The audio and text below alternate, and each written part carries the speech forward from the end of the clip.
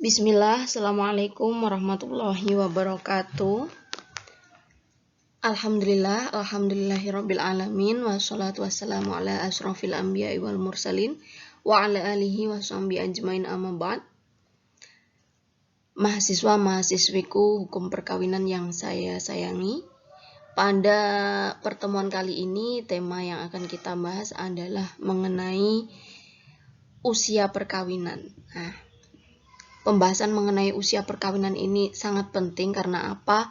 Karena dalam perkawinan usia sangat berkaitan langsung pada mental seseorang, pada tubuh seseorang, terutama pada seksualitas seseorang ya.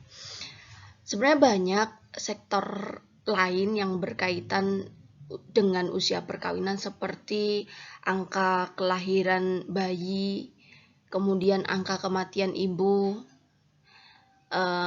pernikahan dini, dan banyak sekali seperti antisipasi terhadap perceraian. Nah, ini sangat berkaitan dengan adanya usia perkawinan, sehingga usia perkawinan itu sangat penting untuk kita bahas. Jadi, rekan-rekan mahasiswa silahkan disimak video ini sampai selesai. Sebelum kita membahas tentang regulasi yang berkaitan dengan usia perkawinan, saya ingatkan kembali mengenai usia perkawinan dalam fikih Islam. Jadi, para ulama berbeda pendapat mengenai batas minimal usia perkawinan umat Islam. Hari ini dikarenakan perbedaan dalam menggunakan sandaran nas. Nah, di antara nas atau sandaran yang dijadikan dasar untuk menentukan usia perkawinan, ini ada yang pertama Quran Surat An-Nisa ayat 6. Wabtalul yatama hatta idza balagun nikah fa in anastum minhum rushdan fadfa'u ilaihim wa amwalahum. Jadi kata rushdan ini artinya tepat dalam melakukan tindakan, ataupun dalam hal ini adalah mengelola harta. Jadi seseorang jika sudah bisa untuk mengelola hartanya sendiri, walaupun dalam urusan agama masih belum memadai, ini masih tidak apa-apa untuk melakukan sebuah pernikahan.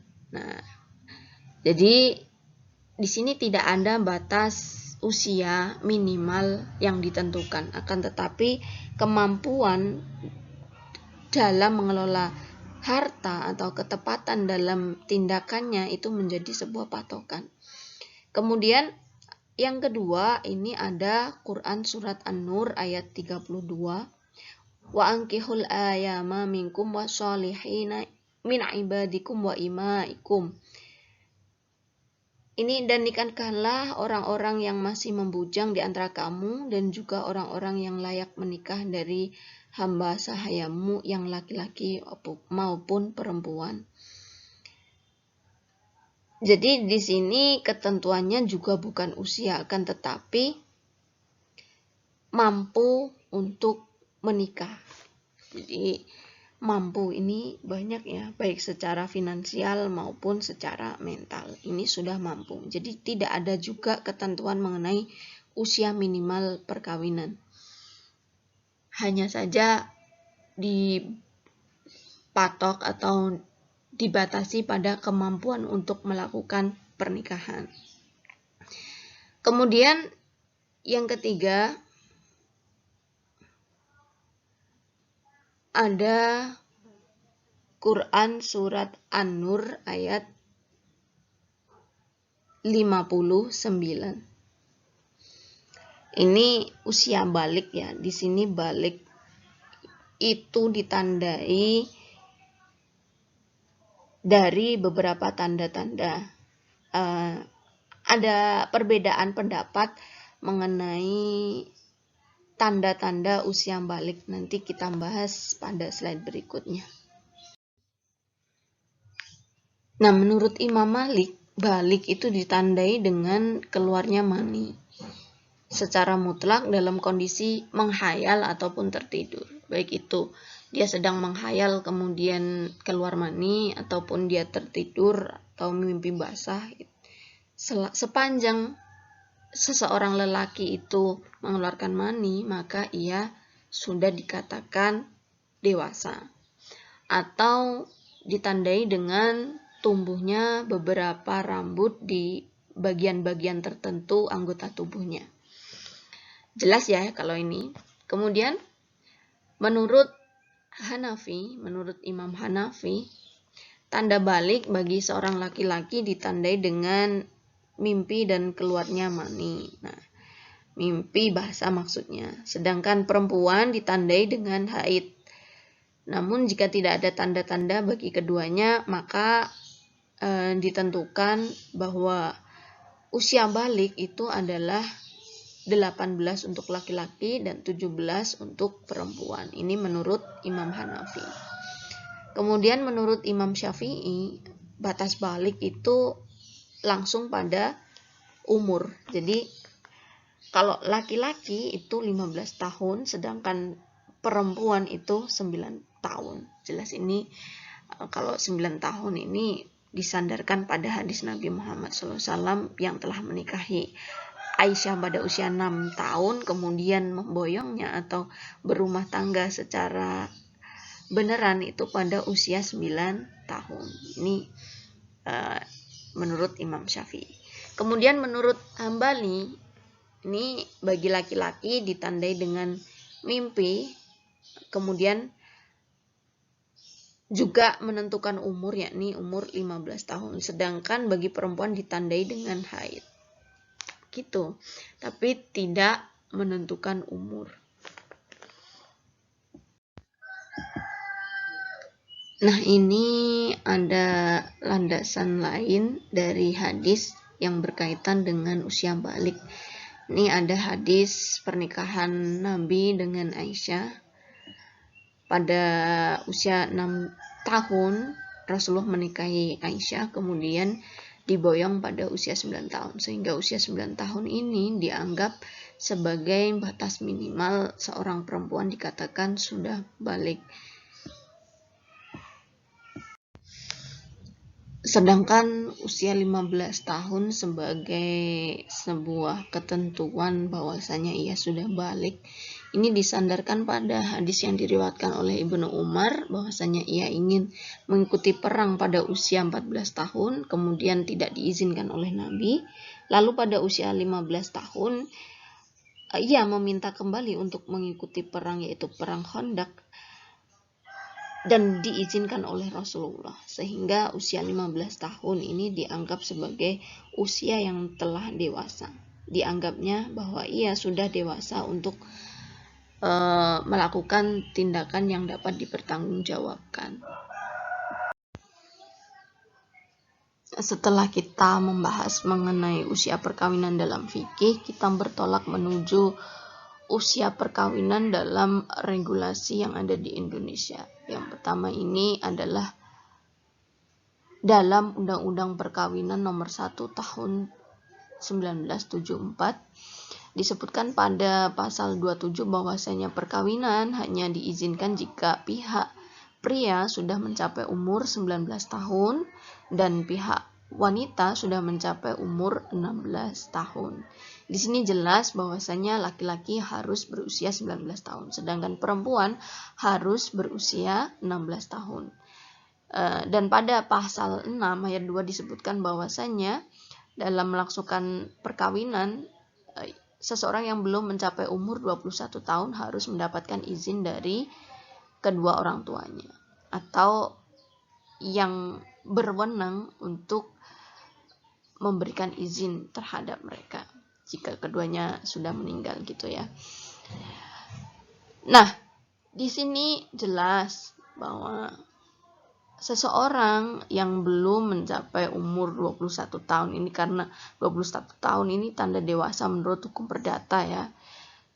Jadi belum boleh menikah dengan sendirinya, harus mendapatkan izin dari kedua orang tua.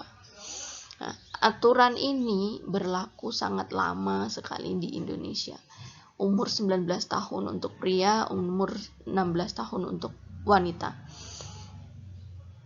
Ada beberapa aktivis perempuan dan anak mengajukan judicial review. Ini dari tahun 2014.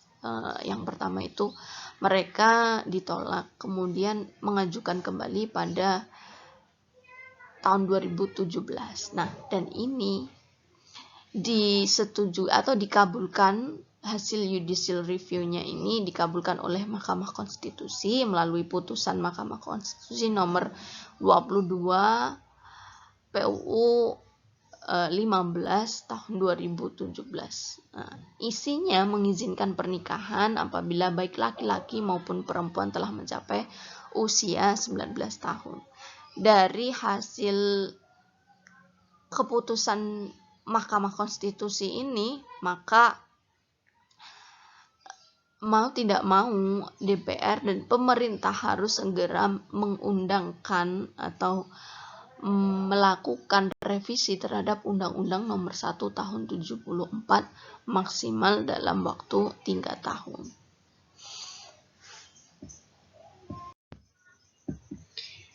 Nah, setelah adanya putusan Mahkamah Konstitusi tadi, setelah 3 tahun akhirnya Undang-Undang Nomor 16 Tahun 2019 diundangkan. Ini berisi tentang revisi Undang-Undang Nomor 1 Tahun 74 tentang perkawinan. Jadi Undang-Undang perkawinan yang membahas tentang usia perkawinan ini berlaku sangat lama ya, sampai 45 tahun baru ada revisi mengenai usia perkawinan, batas minimal usia perkawinan seseorang.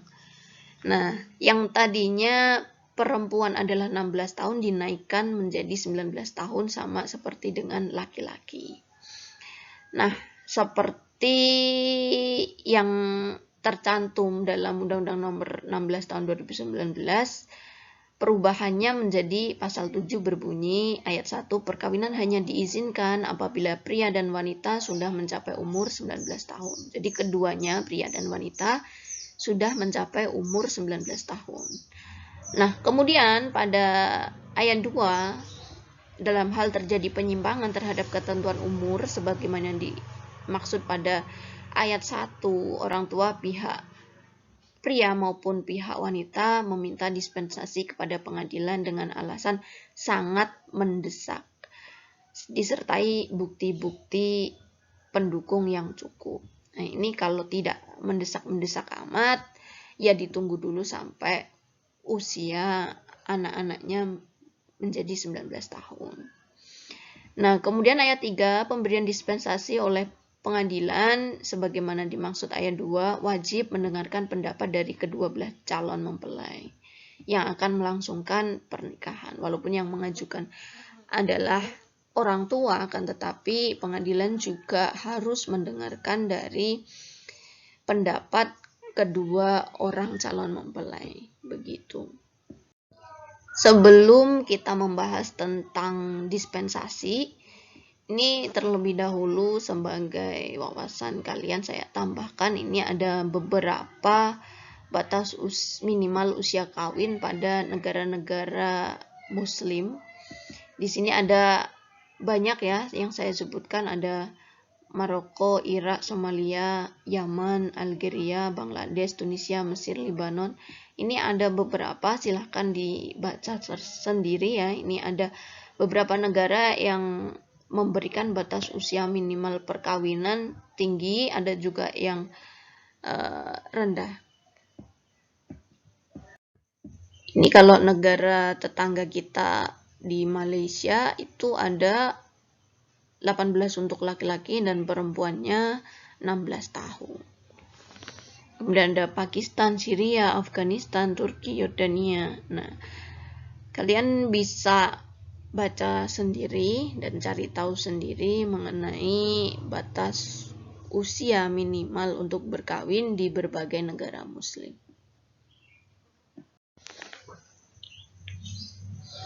Ini saya sertakan beberapa alasan mengapa seseorang itu pada umumnya menikah pada usia dini.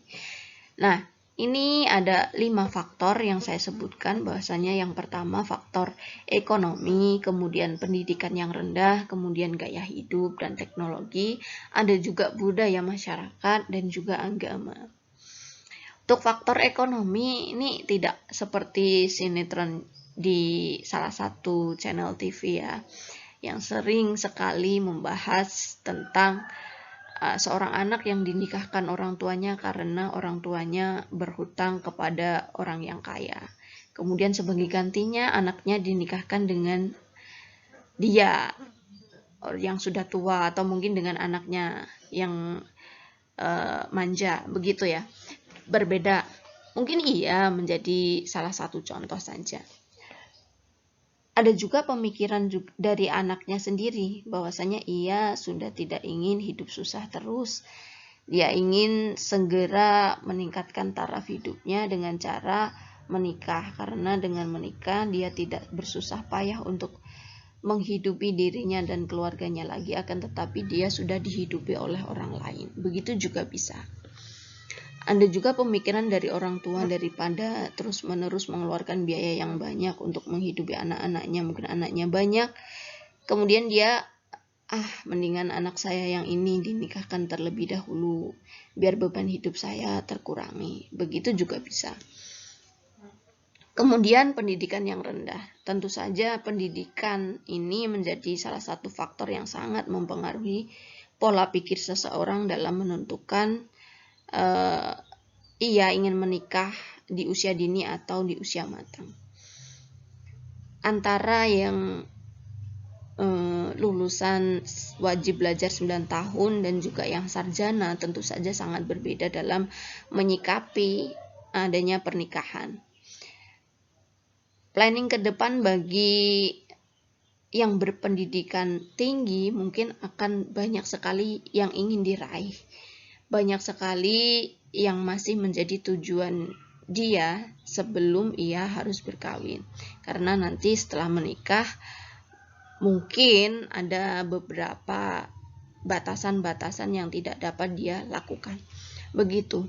Berbeda ketika pendidikannya rendah. Mohon maaf, yang hanya wajib belajar 9 tahun atau lulusan SMP itu tidak memiliki visi misi yang terlalu ambisius ke depan. Jadi hanya ya sudah bekerja saja, kemudian setelah lulus bekerja saja, kemudian menikah, begitu.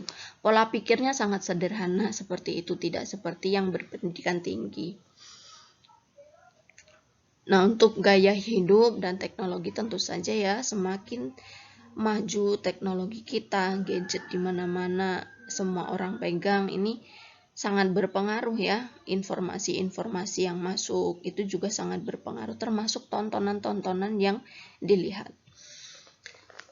Ini sangat mempengaruhi, baik yang baik maupun yang kurang baik. Ini bisa mempengaruhi seseorang dalam memutuskan dirinya hendak menikah di usia dini ataupun tidak.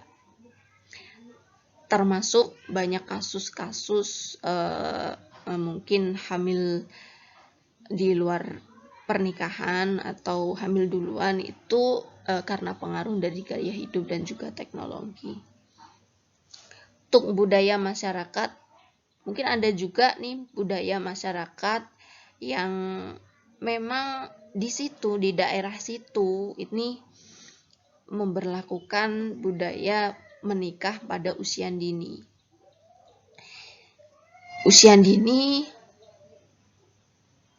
di dalam agama kita, di agama Islam, karena tadi sudah saya singgung bahwasanya agama tidak menentukan secara pasti usia pernikahan minimal berapa, hanya saja dibatasi pada usia balik ataupun pada ketepatan dia dalam mengelola harta ataupun ketepatan dia dalam bertindak. Ini menjadi satu dilema tersendiri ya untuk kita sebagai pemerhati hukum. Jadi banyak sekali masyarakat kita yang masih beranggapan bahwa ada dualisme hukum yang berlaku di Indonesia. Jadi sah menurut agama itu sudah menjadi satu hal yang dapat dijadikan pedoman.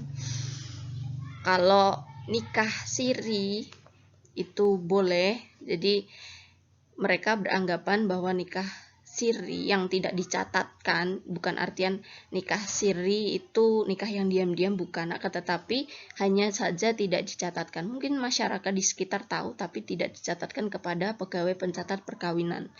Ini karena dianggap sah menurut agama, maka banyak orang yang melakukan pernikahan di usia dini. Yang penting dia sudah berusia balik, yakni kalau menurut Imam Syafi'i tadi dibatasi 15 tahun untuk laki-laki dan juga 9 tahun untuk perempuan. Banyak kasus-kasus yang viral di media sosial kita, anak-anak di usia yang masih SMP, SD sudah banyak melakukan pernikahan dini, terutama di luar Jawa. Kita bahas sedikit tentang dispensasi kawin. Tadi disebutkan pada pasal 7 ayat 2 bahwasanya apabila terjadi penyimpangan terhadap pasal 7 ayat 1 ketentuan umur tadi, mereka di bawah umur mungkin ya, itu orang tua haruslah mengajukan dispensasi kepada pengadilan agama setempat. Nah, siapakah yang mengajukan dispensasi? Ini di sini saya gambarkan udah kayak iklan KB ya. Ada 2 orang tua, kemudian 2 orang anak, laki-laki dan perempuan. Nah, ini hanya sebagai gambaran saja bahwasanya yang mengajukan dispensasi adalah orang tua dari calon mempelai yang belum masuk umur atau umurnya belum 19 tahun.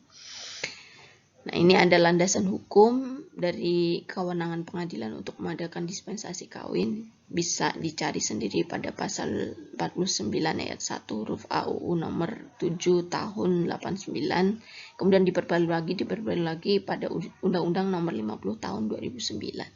Silakan dicari sendiri.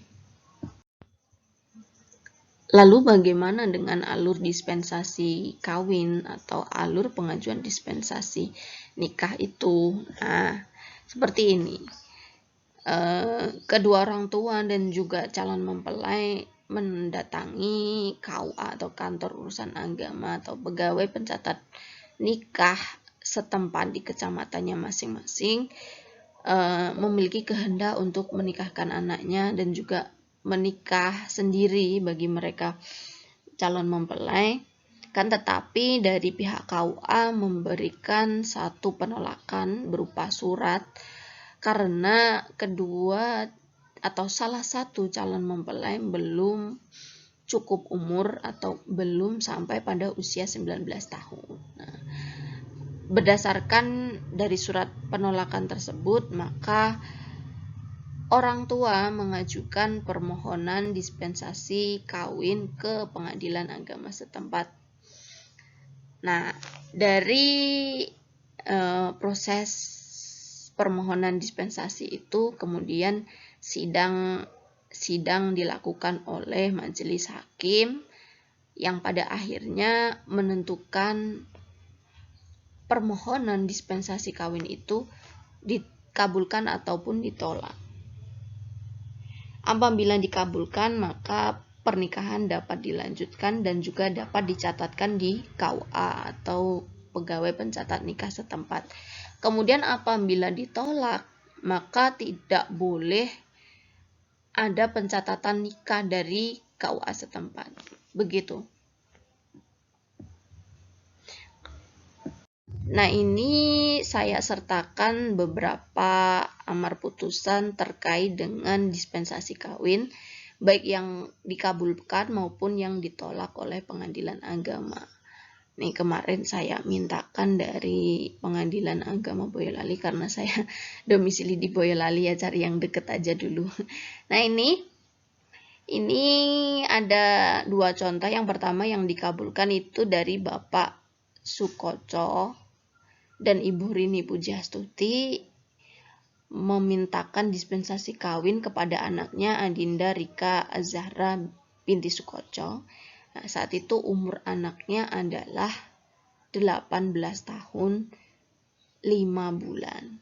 Nah, ini dikabulkan karena alasannya sudah sangat mendesak, yang mau tidak mau harus diadakan sebuah perkawinan karena si anak sudah hamil 4 bulan walaupun umurnya belum memenuhi atau umurnya belum sampai pada 19 tahun. Tadi diperbolehkan untuk memberikan dispensasi kawin apabila alasan mendesak dengan bukti-bukti yang mendukung. Dari hasil persidangan, bukti-bukti sangat mendukung, saksi-saksi juga demikian. Jadi permohonan ini dikabulkan oleh Pengadilan Agama Boyolali. Silakan dilihat dan dicek sendiri dari nomor perkara tersebut ya. Kemudian yang ditolak di sini ada permohonan dari Bapak Mislan dan Sri Susanti dan Ibu Sri Susanti atas anaknya yang bernama Nanda Febriana binti Mislan. Nah, ini si anak sudah pacaran dengan pacarnya sekitar 1 tahunan, akan tetapi umurnya sudah dilamar juga dan juga orang tua sudah mengizinkan untuk melakukan pernikahan, kan tetapi umurnya baru 16 tahun 7 bulan, belum sampai 19 tahun. Ditolak karena alasan, saya agak lucu bacanya, perkawinan bukan tempat bermain untuk anak-anak. Jadi dianggapnya si Mbak Nanda ini masih anak-anak oleh Pengadilan Agama karena belum mencapai usia 19 tahun. Walaupun sudah lamaran, orang tua pun sudah mengizinkan, akan tetapi untuk melihat kemaslahatan ke depan untuk mencegah terjadinya kekerasan dalam rumah tangga, itu sangat riskan terhadap anak-anak yang masih dini. Kemudian mencegah adanya perceraian, maslahat kedepannya lebih baiknya untuk ditolak karena si anak juga tidak dalam keadaan mendesak atau si anak ini, Mbak Nanda ini belum hamil.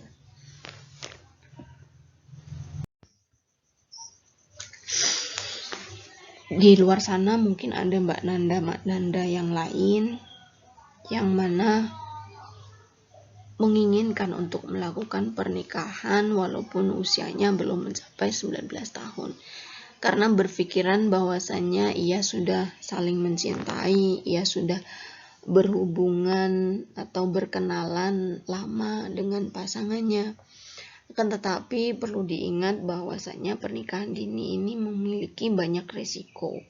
Tentu resiko yang tidak baik. Selain resiko yang baik, menurut versinya masing-masing.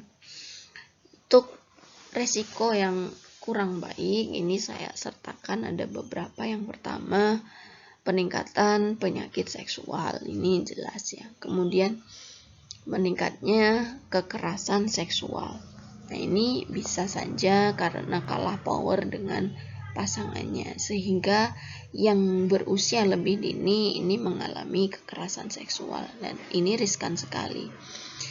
Dan juga ini ada alasan yang lain, resikonya adalah kehamilan yang meningkat. Nah, yang hamil pada usia dini ini sangat tidak baik untuk tubuh si ibu, terutama untuk ibunya dan juga janinnya. Nah, resiko-resiko yang ditimbulkan dari kehamilan dini ini juga sangat fatal. Bisa saja bayi ataupun ibunya yang tidak selamat. Karena tubuhnya belum matang, belum siap, belum saatnya untuk melahirkan. Begitu banyak sekali resiko yang ditimbulkan dari kehamilan dini. Kemudian ada resiko yang lain, yakni mengalami masalah psikologi. Tentu mental seseorang ini sangat dipengaruhi oleh adanya pernikahan yang dilangsungkan pada usia dini. Jika seseorang menikah jangankan di usia dini, kadang pada usia yang sudah matang menikah dengan gaya hidupnya yang awalnya sendiri, mandiri, dan juga bebas, kemudian masuk pada lingkup rumah tangga. Kadang psikologi seseorang, mental seseorang itu belum siap untuk terikat, belum siap dengan tanggung jawab yang harus dilakukan, yang harus ia jalani. Kadang belum siap untuk pekerjaan yang sedari pagi sampai pagi lagi tiada hentinya, kadang belum siap. Apalagi nanti kalau sudah memiliki anak, banyak sekali terjadi kasus baby blues gitu. Ada juga sindrom-sindrom yang lain yang menjangkiti seorang ibu, bahkan seorang ayah juga kena baby blues juga ada, karena belum siap untuk menjalani kehidupan rumah tangga, belum siap untuk menjadi seorang ayah, belum siap menjadi seorang ibu. Begitu, banyak sekali resiko pernikahan dini. Yang terakhir ini saya sebutkan memiliki tingkat sosial dan ekonomi yang rendah. Nah, pernikahan dini tentu saja ini berkaitan juga dengan pendidikan yang rendah. Pendidikan yang rendah ini juga berkaitan pula dengan ekonomi yang akan diciptakan dalam rumah tangganya. Pastinya belum tentu juga sih, kalau mungkin dia sudah berbisnis sedari kecil, mungkin mampu untuk memenuhi kebutuhan perekonomiannya sehari-hari. Namun dalam banyak hal, dalam banyak kasus itu perekonomiannya juga kurang bisa memenuhi kebutuhan sehari-harinya. Tingkat sosialnya juga rendah dalam masyarakat. Begitu, banyak sekali resiko-resiko yang ditimbulkan dari pernikahan dini. Jadi sebisa mungkin untuk menghindari pernikahan dini, ditunggu dulu sampai usia 19. Hal ini penting untuk dilakukan edukasi kepada masyarakat kita ya. Terutama kalian ini yang belajar di hukum perkawinan. Mahasiswa hukum keluarga. Ini semoga nanti kalau menjadi pegawai KUA dapat memberikan bimbingan kepada dan arahan kepada masyarakat bahwasanya menikah itu harus pada usia yang matang. Demikianlah tadi beberapa hal yang perlu saya sampaikan mengenai usia perkawinan. Hanya sedikit, semoga yang sedikit ini bermanfaat untuk kalian. Untuk yang lebih banyak lagi, silakan digali sendiri, dicari sendiri, dan juga dikembangkan juga dalam diskusi kalian di kelas. Dari saya, apabila ada kesalahan, saya mohon maaf sebesar-besarnya. Terima kasih atas perhatiannya. Wallahul muwaffiq ila aqwamit thoriq. Wassalamualaikum warahmatullahi wabarakatuh.